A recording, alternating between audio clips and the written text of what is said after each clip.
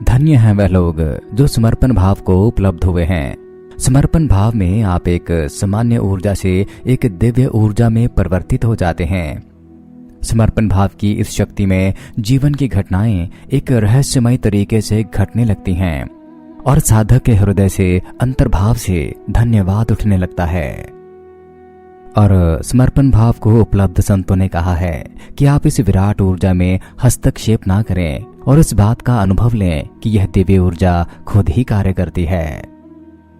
वह कहते हैं कि आप किसी भी परिस्थिति या वस्तु को प्राप्त करने का बलपूर्वक प्रयास मत करो, और यह जल्दबाजी करना एक लालच है जिस वजह से यह मनुष्य तनावग्रस्त हो जाता है। तुम्हारा कर्म तो बस उस पर श्रद्धा करना है, समर्पण करना है। यह बात अगर आपकी समझ में गहरे उतर जाए तो यह अति महत्वपूर्ण है। यह किसी जादू के जैसे होगा, क्योंकि जब वह ऊर्जा जीवन के निर्णय करने में स्वयं काम करती है तो यह जादू के जैसा ही लगता है। आप भार मुक्त हो जाते हैं। तो इसके लिए सबसे महत्वपूर्ण और सबसे बुनियादी बात जो है वह समर्पण है, वास्तविकता के प्रति समर्पण।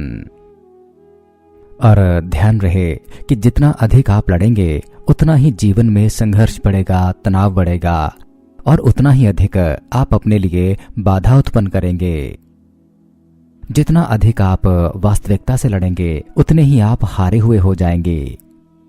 तो निस्संदेह संघर्ष से आप अहंकार तो प्राप्त कर सकते हैं, आप बहुत प्रबल अहंकार बन सकते हैं, परंतु मनुष्य यही सत्य जान नहीं पाता कि यह अहंकार ही उसकी बाधा होगा।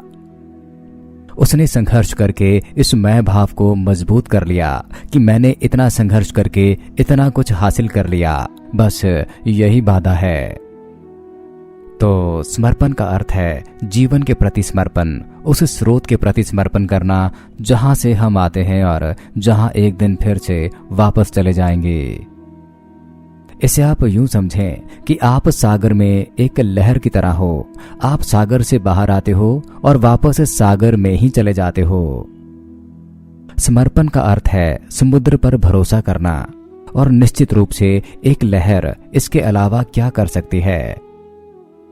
लहर को सागर पर भरोसा करना पड़ता है, और सत्य यही है कि आप भरोसा करो या ना करो, आप सागर के ही हिस्से हो। अगला प्रश्न पूछा गया है कि यह समर्पण कैसे घटित होता है। ध्यान ही वह कला है जिसमें समर्पण घटित होता है। इस समग्र के प्रति समर्पण, किसी विचार को नहीं, किसी एक धर्म को नहीं, बल्कि समग्रता को, बल्कि पूरे अस्तित्व के प्रति समर्पण।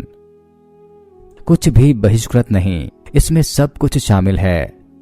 चट्टानों से लेकर सितारों तक, घास के एक तिनके से लेकर सूरज तक, यह संपूर्ण जैविक परमानंद उत्सव जिसे हम ब्रह्मांड कहते हैं।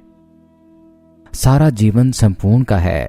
यदि आप अपने दम पर जीने की कोशिश कर रहे हैं तो आप समझदार नहीं हैं। ऐसे ही जैसे कि एक पेड़ का पत्ता अपने आप जीने की कोशिश कर रहा है, इतना ही नहीं बल्कि पेड़ से लड़ रहा है। दूसरे पत्तों से लड़ना, जड़ से लड़ना, यह सोचकर कि वे सब उनके विरोधी हैं, तो इस तरह से तो उसकी दुर्गति ही होगी। उसी प्रकार हम भी सिर्फ एक पेड़ पर पत्ते हैं, एक महान पेड़। इसे अस्तित्व कहें या पूर्ण कहें या इसे कोई नाम दे, कोई भेद नहीं, लेकिन हम जीवन के इस अनंत वृक्ष पर एक छोटे से पत्ते हैं। लड़ने की कोई जरूरत नहीं है।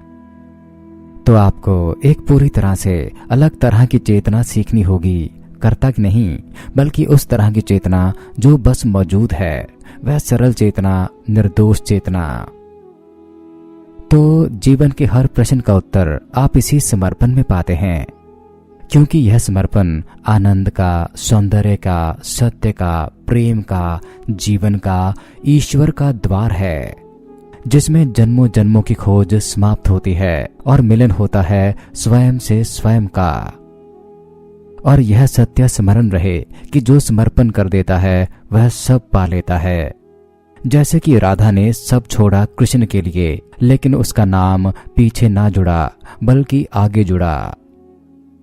कृष्ण राधा कोई नहीं कहता, राधा कृष्ण ही सब कहते हैं। जो सब समर्पण करता है वह सब पा लेता है। जो बिल्कुल पीछे खड़ा हो जाता है वह आगे हो जाता है।